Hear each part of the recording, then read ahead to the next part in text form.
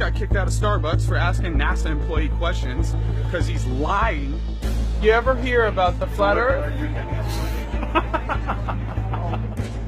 Did you know what's in the Bible? That the Earth's flat? You can't touch me. Maybe get your wheels turning about the Earth could in fact be a flat stationary plane, and we're being lied to by an elite cabal of satanic sorcerers that call themselves scientists, and they masquerade telling you that, you know, we visited Jupiter this week or we visited Mercury last week, and really it's just a show. And they're not scientists, they're actually enemies of humanity. And if you really love people, you'll research the truth and you'll try and find out what's going on behind this ball Earth deception. And a lot of people don't know the UN logo is a flat Earth map. So just do some research. The deception runs deep. The Earth is not flat.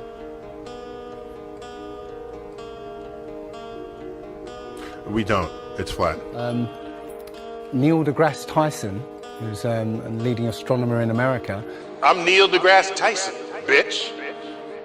tells us that the Earth is not a perfect circle. It is actually an oblate spheroid. It's squashed and wider at the equator. Yeah. So, Earth, throughout its life, even when it formed, it was spinning, and it got a little wider at the equator than it does at the poles. So it's not actually a sphere. It's oblate, and officially it's an oblate spheroid.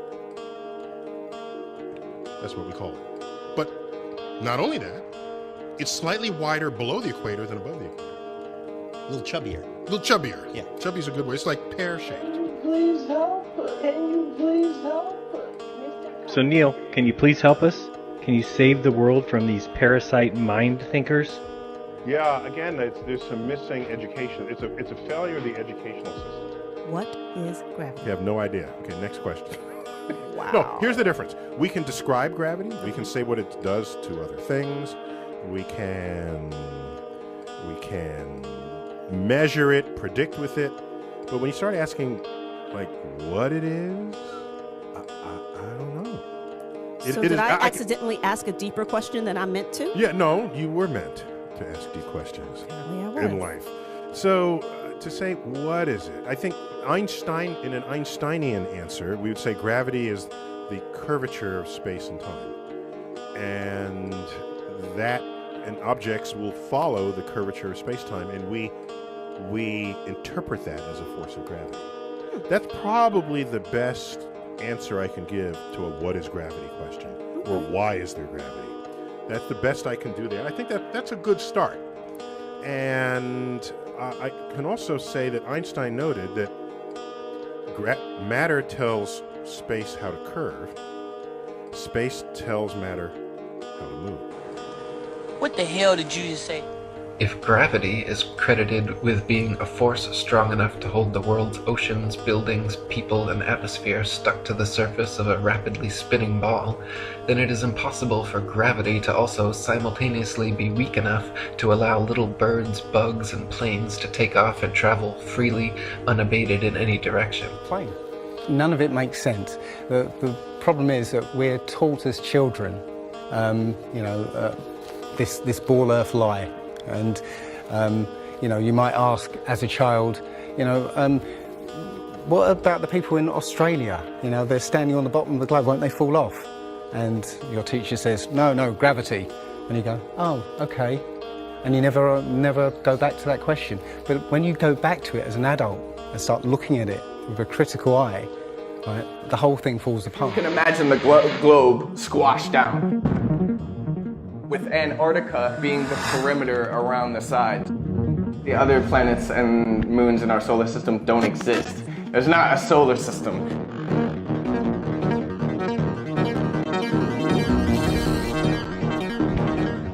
You can't go and land on the moon. You can't go and land on these planets. They're not there. This outer space sci-fi thing is exactly that. It's science fiction. The Earth is at the center, and the moon and the sun revolve around the Earth. That's all NASA garbage, so they can siphon more money and keep throwing garbage CGI pictures at us. The way we see it is it's an enclosed system. There's water above, there's the firmament or the dome, there's no leaving it, so you can't fall off the edge, essentially. The only reason why you would need gravity as a theory is to convince people that you can stick to the bottom of a spinning ball upside down. There's no need for a magical force. Gravity is unnecessary. And they said we live on a spinning ball, perfect sphere.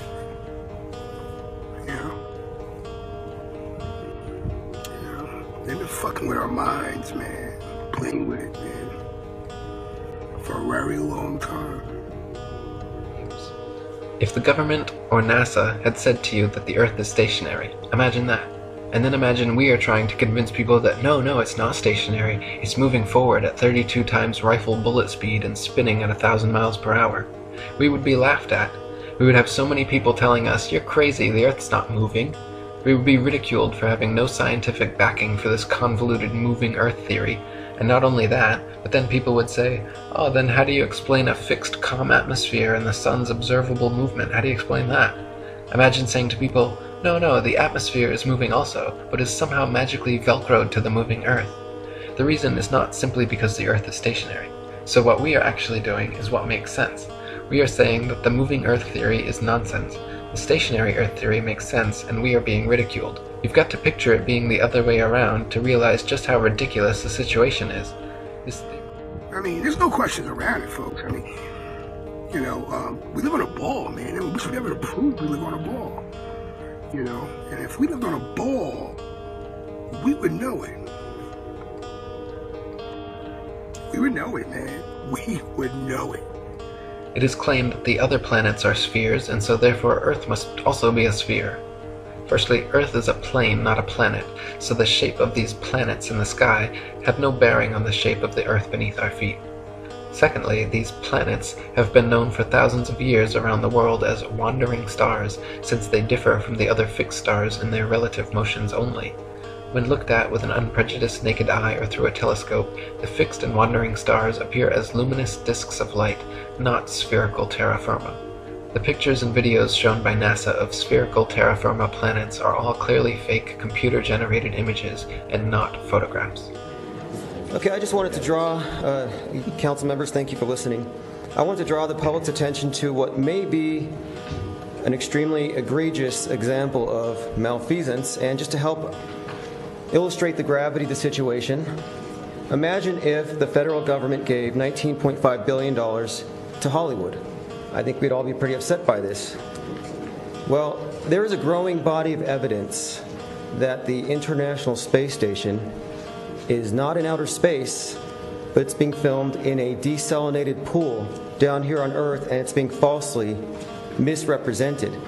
And this started with this phenomenon known as bubbles in space. If you search for it, you'll see many of these so-called spacewalks, which have been falsely misrepresented as live, as has been exposed many times on Facebook when they do their live ISS feeds. Bubbles out in space. Well, there's not supposed to be water up there. And it is known that the astronauts do train in these big underwater tanks. And so this body of evidence, and it's not just bubbles in space, there are harnesses, there are green screens, evidence of flights that are actually on parabolic flights, not in space. And if this is true, it's a big deal, because that's a lot of money that could be used for our own infrastructure or schools, whatever. So I'm drawing the attention to it because I think it's something that deserves to be looked at. Because if it's true, these bubbles in space might represent the smoking gun in probably the biggest hoax since global warming. Thank you for your time. Thank you. Thanks for. It's funny that we said that this is what we're in right now. This is what we're on before any instrument approved. Until, pause. Can we do it? It's funny. Back in the '60s when they went to the moon. This is the first time we actually had like an instrument of flight to actually go high enough to actually fucking check out if what we agreed to 500 years ago was real. So if they were wrong after 500 years, the question is, would they tell you? University institutions, physics, the Royal Society in London, that supports NASA, Newtonian physics, why objects move on a ball spinning 1,000 miles an hour while it's going 26,000 miles around the sun. It's basically the model we accepted right now. I don't feel it's spinning 1,000 miles an hour right now. That's because of gravity. Hey, gravity, what's that? That's the thing you can't feel. Oh yeah, can you prove that in an equation? Yeah, I can prove that in an equation. It took Newton like a book, 3 times thicker than the Bible, and he still couldn't finish his equation on how to prove gravity. He would try to prove gravity when you read Newton's book of Principia through like Stephen Hawking. Well, if you even find the original book, he would prove by saying that everything started with the word if. If you fucking take Newton's book of like if the earth is a ball and objects are being thrown this way, blah blah blah, you know, that means that we're spinning at this amount of velocity and you can't feel it, and why the objects don't go flying off into the universe is because of gravity, because of a vacuum system of air pressure. I mean, he went to hyperbole, into ifs. I mean, if you were to highlight every time the word if came up in Newton's book of physics, you could fucking use it as a flashlight in a dark room, man. It's like, you fucking get out of the cave with the amount of times if is highlighted in his fucking book on physics. It's like if is here's like a perfect example of them landing on the moon. I mean, it's proof right there. This is an official NASA photo of the first Apollo 11 lunar module landing on the moon. I mean, it's right there. This is proof, man. It's the picture's right there. It's landing on the moon.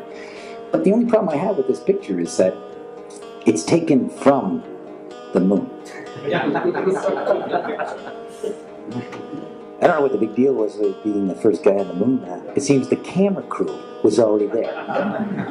A fucking tripod. Camera A, B, C. This world is very different from what most people think it is. There are very powerful people who essentially rule this world right now. And the ordinary person is a slave in this world. And slaves aren't educated. You know, they're taught what they need to, or you know, they need to know. That's it. They're not taught truth. They're taught what they need to know. And so you're taught enough so that you can, you know, do the paperwork and operate the machinery, but you're not meant to know what's really going on, because that's the power they have over us. They know what's going on, what, you know, how this world works. We don't, so they can control us.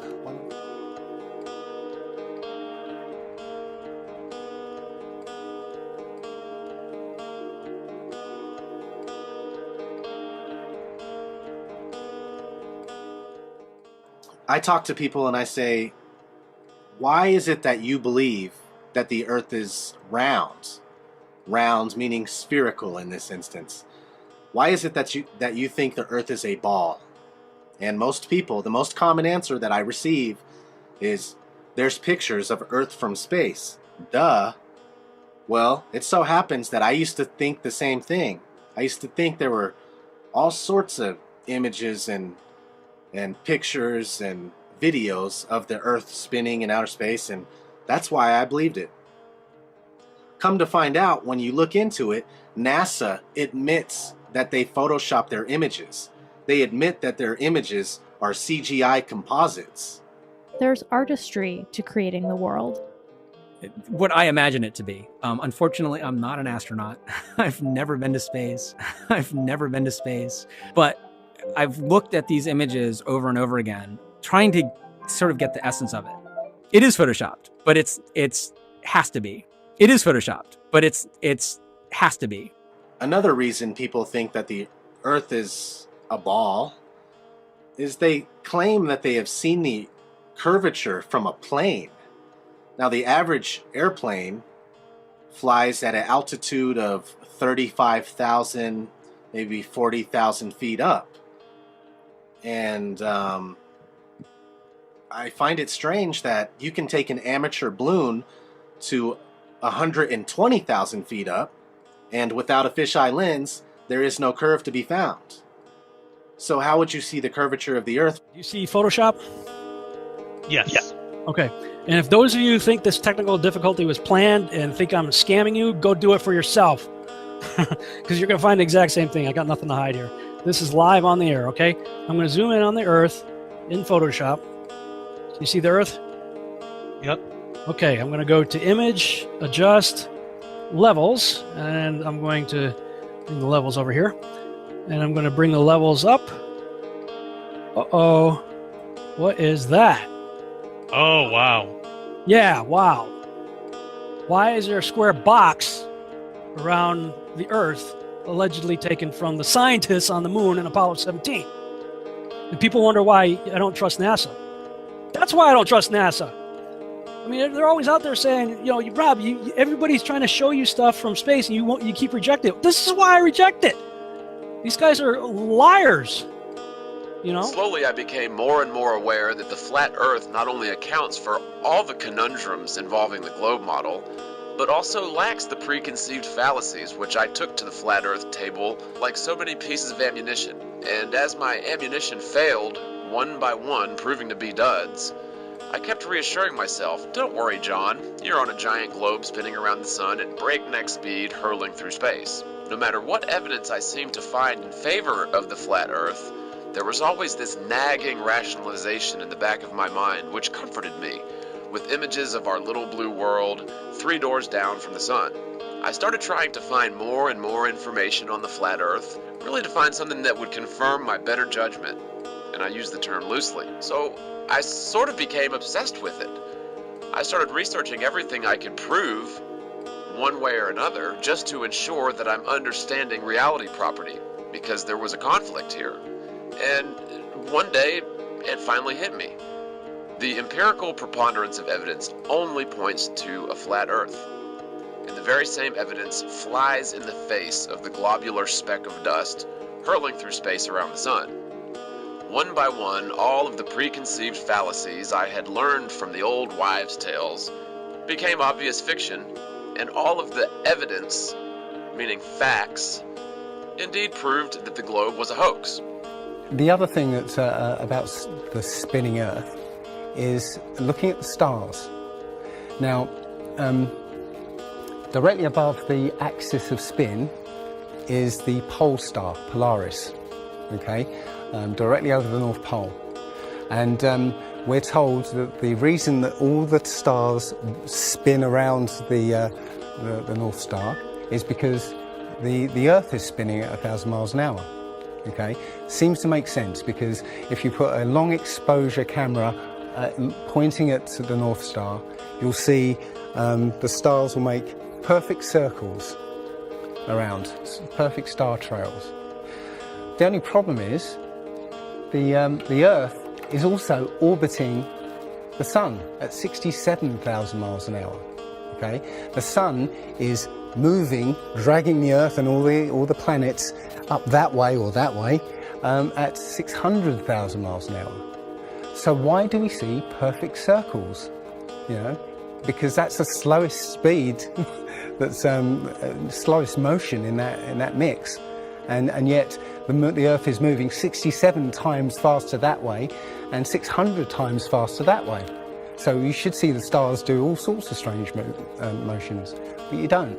You only see them make these perfect circles. That tells me that it's the stars that are moving, not the Earth. I like to talk about the movements of the sun. I like to talk about the shadow on the moon, as it were, just along the lines of holding a ping pong ball up, trying to show that this is the right amount of shadow right on the moon concerning the sun's reflection. They want to talk about all sorts of stuff having to do with what's going on in the sky, when we know between us the very basis of this whole argument, whether or not it's flat, whether or not we're on a globe. Where is the curvature? No, we need to look, as far as the stars go, when they go into their retrograde, I mean, how do you explain that on a flat Earth? Where's the curvature?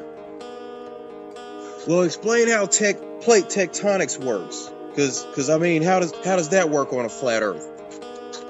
There's no curvature.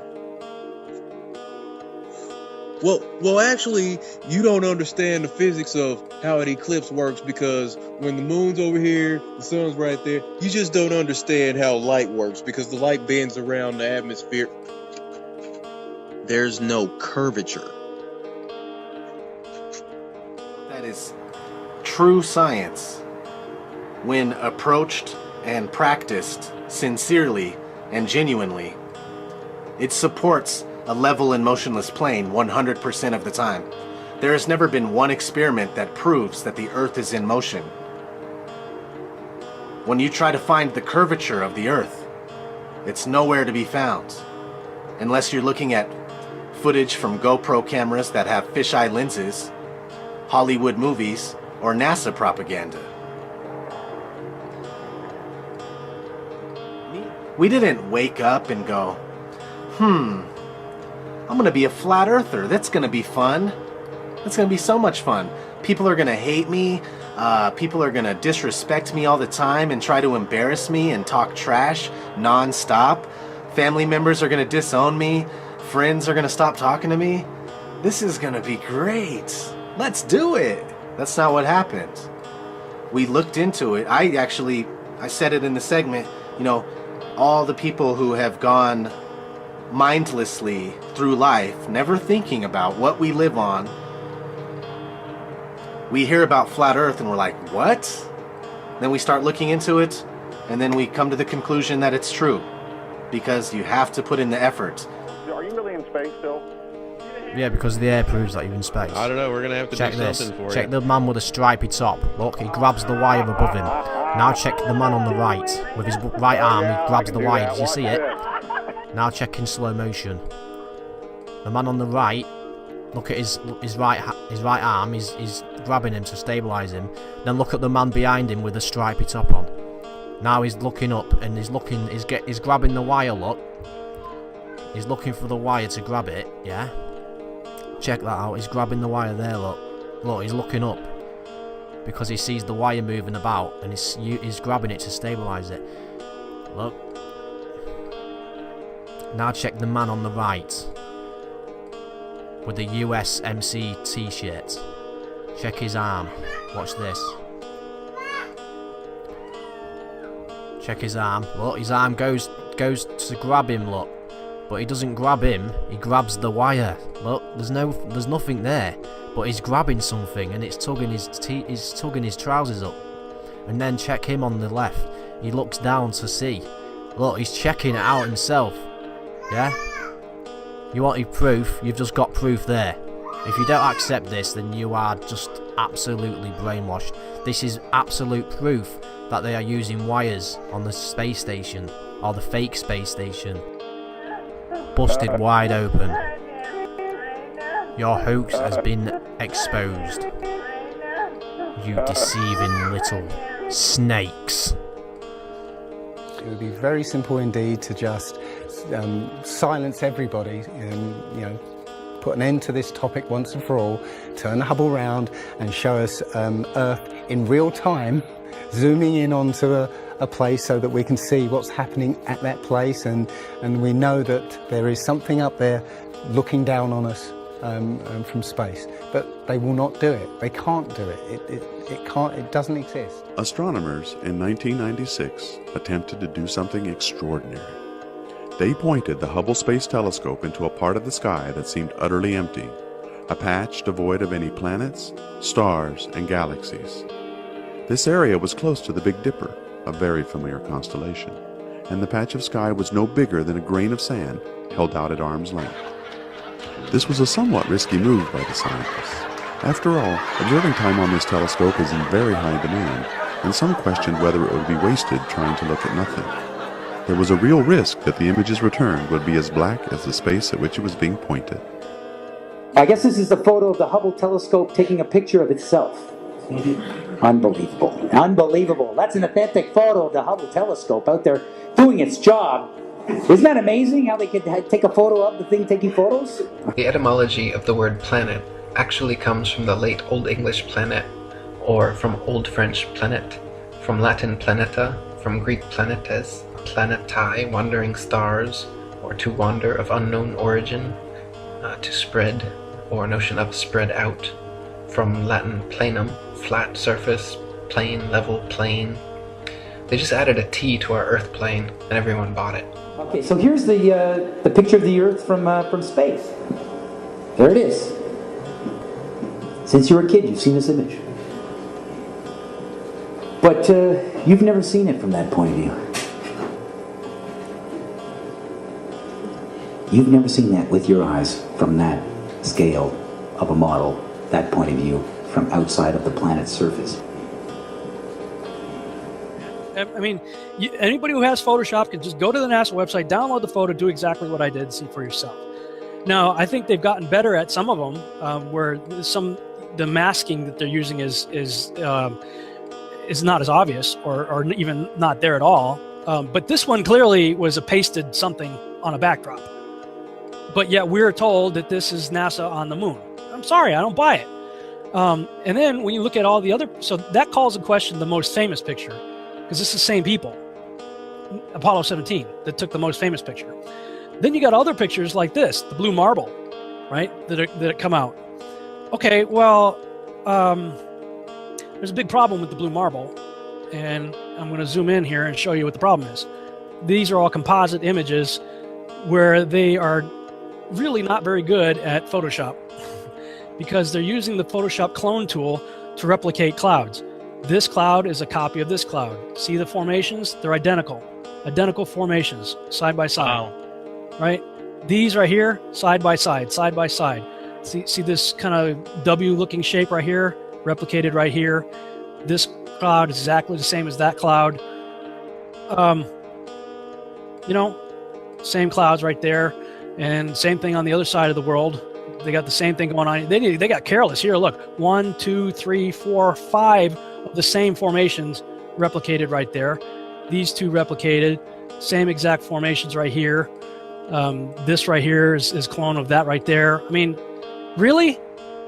So you're telling me that we could take pictures of Jupiter and Saturn, huge, massive planets, and now we're out going to Pluto, but we don't have one legitimate picture of the Earth from space that's not a composite? Really? You know, this is where, okay, why, Rob, why are you looking into this? This is why. The experts at NASA, however, claim your common sense everyday experience is false on all counts. To begin with, they say the Earth is not flat but a big ball, not stationary but spinning around 19 miles per second. They say the Sun does not revolve around the Earth as it appears, but Earth revolves around the Sun. The Moon, on the other hand, does revolve around the Earth, though not east to west as it appears, rather west to east, and the Sun is actually 400 times larger than the Moon and 400 times farther away. You can clearly see they are the same size and distance. You can see the Earth is flat, you can feel the Earth is stationary, but according to the gospel of modern astronomy, you are wrong and a simpleton worthy of endless ridicule if you dare to trust your own eyes and experience. This is an amazing monumental sort of feat of space exploration. This is the Galileo satellite. Full authentic NASA imagery. This film you're making now, what is it? This is a film trying to prove that Apollo 11 happened. Does it have a name? I mean, do you have a name for it yet, or I'm calling it Did We Go? Did We Go? Okay. Okay. Doesn't have it either. The Smithsonian doesn't have it. Johnson doesn't have it. Right. We've been unable to track it down. I mean, we don't know where this telemetry data ended up, and we don't know what path it may have taken. So, unfortunately, I'm afraid I can't really give you much of a clue as to where this data ended up and whether it still exists or not. You know what's crazy about the moon is the hardest shit ever accomplished, the greatest by the human race. The greatest accomplishment ever was landing on the moon, right? So you would think, holy shit balls. I don't think it is. No, listen. Okay, but let's just, at the time. At the time. No I one's think the done it internet since? is the biggest. Okay, but I'm just talking about like a physical achievement. 3 dudes, they got shot up in a rocket. They were in a orbiter, and then the orbiter shot out the lunar, like the LEM, and then it lands. They played golf, went doom bug riding, did donuts in the sand. They take pictures, they get back in, take off, dock with that orbiter, and then fly back. That's the hardest shit ever. No one died. And dude, can you imagine that second mission 6 months later? They did it again when they had to break the news that they were going to use different and they just start making stuff up. Yeah. Like that Neil Armstrong guy. Have you seen him on the talk shows? Neil Armstrong, you mean the first man to walk on the moon? Talk about a fish story. Yeah. Man, and they're buying it. Oh, yeah. Yeah. The Challenger disaster in, I believe it's 1986, the Challenger exploded just after takeoff and killed 7 astronauts. But it turns out that 6 of the astronauts are still alive, and most of them are using their original names. And you can find pictures of them. They're using the same names, and they're doing ordinary jobs now. Teachers, lecturers, lawyers, whatever. But they're still alive. This theory from the government and NASA that the Earth is rotating and orbiting and leaning over and wobbling is absolute nonsense, and yet people are clinging to it tightly like a teddy bear. They just can't bring themselves to face the possibility that the Earth is stationary, though all evidence shows it. We feel no movement, the atmosphere hasn't been blown away, we see the sun move from east to west. Everything can be explained by a motionless Earth without bringing in all these assumptions to cover up previous assumptions gone bad. The other thing is, after Admiral Byrd came back after his last expedition, Antarctica was sealed off, and both America and the Russians started firing nuclear missiles straight up. Now, in America, that was called Project Operation Fishbowl, and it came under something called Project Dominic. Well, Fishbowl makes sense because it seems like Admiral Byrd found the edge of the dome, okay, while he was out there. And as soon as he left there, they started firing missiles straight up, I believe, to try and test how far that dome went. If you look at the footage of these explosions, what you'll see is an explosion. Well, when a bomb goes off in midair, it's a fireball. It expands in all directions and mostly up. Okay. Now, if you look at these explosions on Operation Fishbowl, they explode outwards in a ring, which means it's exploding against something because it can't rise with the heat. So it's exploding against something and exploding outwards. Okay. In the middle of the explosion, you'll see it glows, hot, and then it cools over time. So it looks to me like they were exploding against a dome. Now, I said it was Operation Fishbowl, obviously Fishbowl, but there's a chap called Rob Skiba who discovered that the Project Dominic, the word Dominic means of the Lord, Fishbowl of the Lord. So I believe they clearly know that we're in an enclosed system, and Admiral Byrd found the edge, and they've tested to see how far it goes up. Our mission as the Civilian Space Exploration Team is to be the first civilian team in history to launch a rocket that reaches space.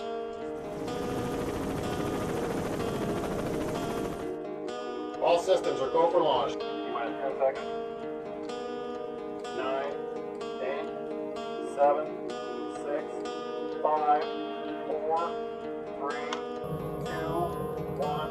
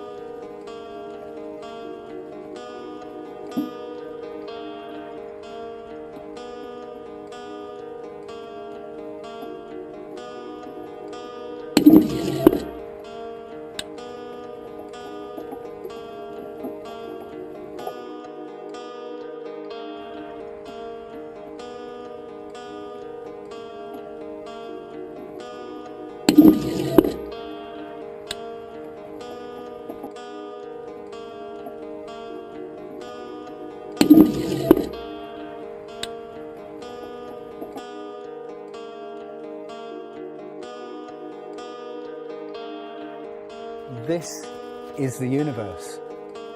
And Complete universe. Yes, this system is the Is complete everything. Is everything. Everything that NASA has put out is CGI, is fake. Okay, you know, people say, I think you mentioned it.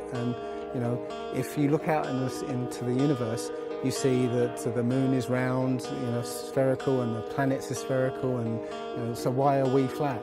Well, how do you know that the planets and the stars are spherical? You know, all you get is, if you look for a telescope, you see a flat disk. If you think you see a spherical shape there, well, it needs two eyes to resolve 3D.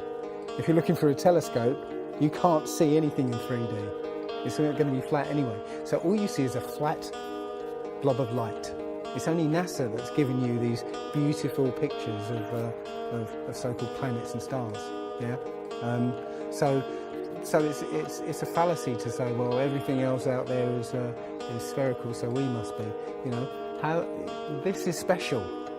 You know, so why? It's like saying a basketball is round, so why isn't the court round? You know, it's a fallacy. We choose to go to the moon. The moon landing being a hoax, which it certainly was. Why would they fake the moon landing? I knew there was something about Antarctica, that like Hitler was really interested in Antarctica, but then they just kind of sanctioned it off with the Antarctic Treaty, and I was like, why is all that? And I started looking into it further. I actually studied physics in college. If I don't make any assumptions, what can I assert from the laws of physics? And it turns out what we call laws, which are not laws, they're just theories. Heliocentric theory, Big Bang theory, you know, macroevolution, Darwinian evolution theory, and they didn't really have scientific evidence. But then they started teaching us this as fact in school. You know, we all want to believe that we live in a good, wholesome world where people don't lie, where we're not lied to since birth, and that everything we learn in school is correct. And, you know, people just want to believe that. Because, again, on a flat map, the South Pole, the continent of Antarctica, is the ring around the Earth. So, you know, you can't fly over the ring and get anywhere. That's why we're not allowed to go there. I mean, think about it. It's the only treaty that's you know, all these countries have signed and never broken and completely agreed on. It's the only one. You know, what treaty is there that everybody's agreed on? We're being kept away from it for a reason. You know, they have some scientific bases there, yeah, and literally it's controlled by the military. If you try and go there by yourself, you'll be sort of picked up and escorted back. There was a guy called Jarls Anderhoy who tried to take a mission to the Antarctica, and he was picked up and taken back by the military. It's a good reason, because they don't want you finding out what's beyond. Admiral Byrd, he actually did four expeditions. And most of them were military expeditions with huge military groups. You know, thousands of people, you know, planes, boats, the works. And yes, he confirms in an interview that he discovered a continent as big as the continental United States out there. It was with warm water lakes and mountains and everything. That was completely uninhabited. And he described it as the other side of the South Pole to Middle America. So on the globe, that means it would be somewhere in the Indian Ocean. There's a huge continent that nobody knows about. So yeah, there's more going on than meets the eye. If Earth were a ball 25,000 miles in circumference, as NASA and modern astronomy claim, spherical trigonometry dictates the surface of all standing water must curve downward an easily measurable 8 inches per mile, multiplied by the square of the distance. This means, along a 6-mile channel of standing water, the Earth would dip 6 feet on either end from the central peak. Every time such experiments have been conducted, however, standing water has proven to be perfectly level.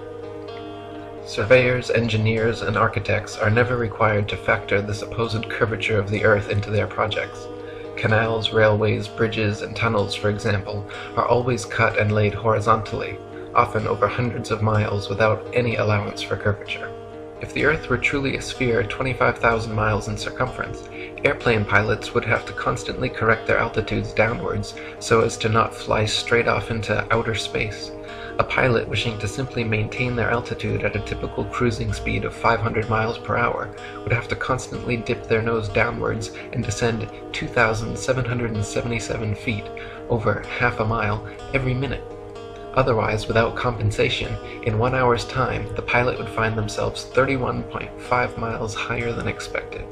So this idea of a ball Earth, theory of evolution, the Big Bang, is all about making us feel nothing so that we can be used. If everybody realized how special we all are, how unique every single life is, then this whole world would change overnight. We wouldn't allow ourselves to be used by this cabal. This is the Galileo satellite. They never knew it would go that far and reach Jupiter. You know, they didn't know. It's the first time anything goes that far. It managed to get there. There's Jupiter. There's one of its moons. I mean, it's clearly lining up to take some really good photos of Jupiter. Immediately followed by a camera satellite. Perfectly composing the whole shot out in outer space. Amazing, eh? What the cameras could do when they fly. It's into outer space, a place we've never been to. That's amazing. Look at that. That's perfect. That's like the photo of the year, if you ask me. For a fucking satellite to be able to, like, you know, like wake up in outer space, we didn't even know we could do that. You know, and unbelievable. I give it to NASA. Let's go to another photo here. Another photo. This is good too. Oh, that's zoom in. I love that iMovie sort of effect. I'm really in the gas. But how am I supposed to go? Yeah, that's the Earth. From there, that point of view I've never seen. And it's funny when you click on Google Images, photo of the Earth, keep going. Because this is realistic. But you'll see 40 pages on Google. But it's always the same fucking photo. It's the same photo. They just changed the contrast. Check it out, keep going. Oh yeah, boom, boom, boom, 40 pages. Look closely. It's always the same. Oh, what is that? Who wins with convincing us that the Earth is flat?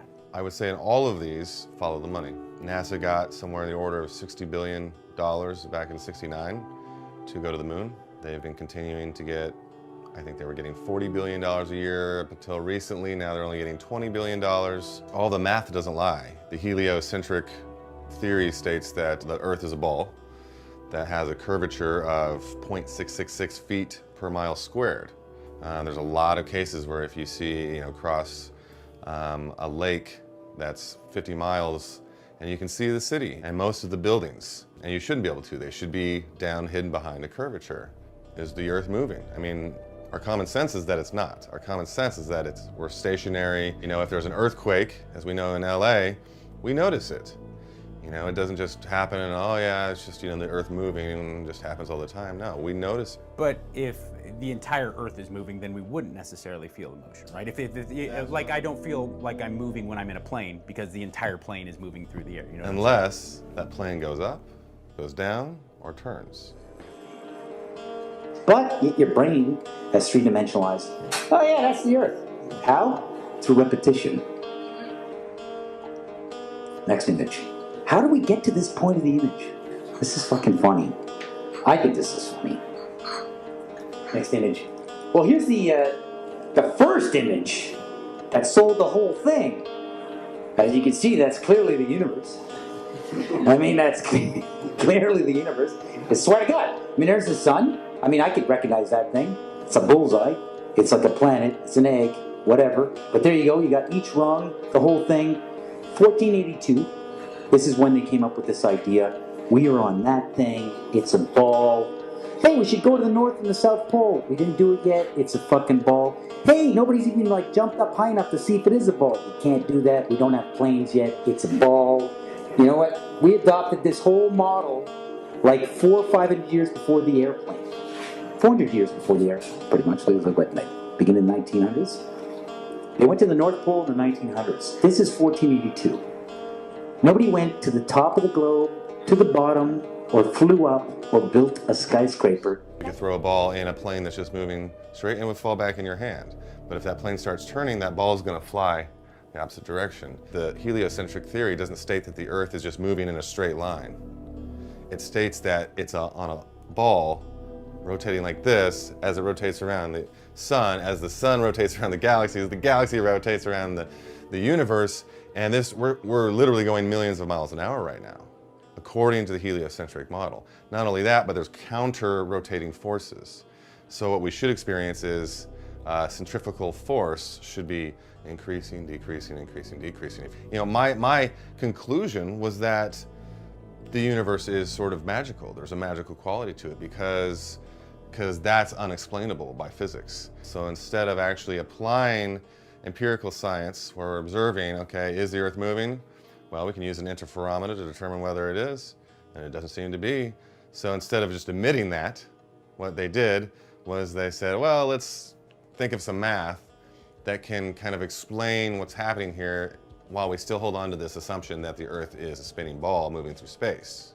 Oh, and let's not even get into one of the most recent bloopers by NASA. Happened a few weeks ago. There was this massive CGI glitch while they were supposed to be recording live, showing that there was live editing going on during the recording.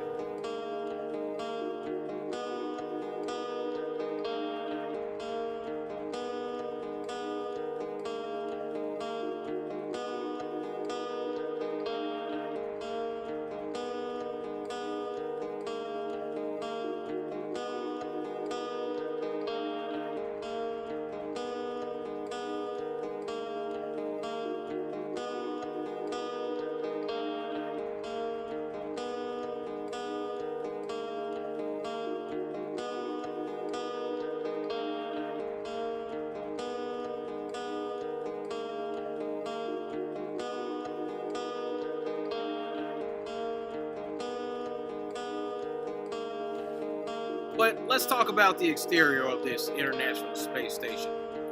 So, the orbital height of the International Space Station is said to be 250 miles up, away from the Earth's surface.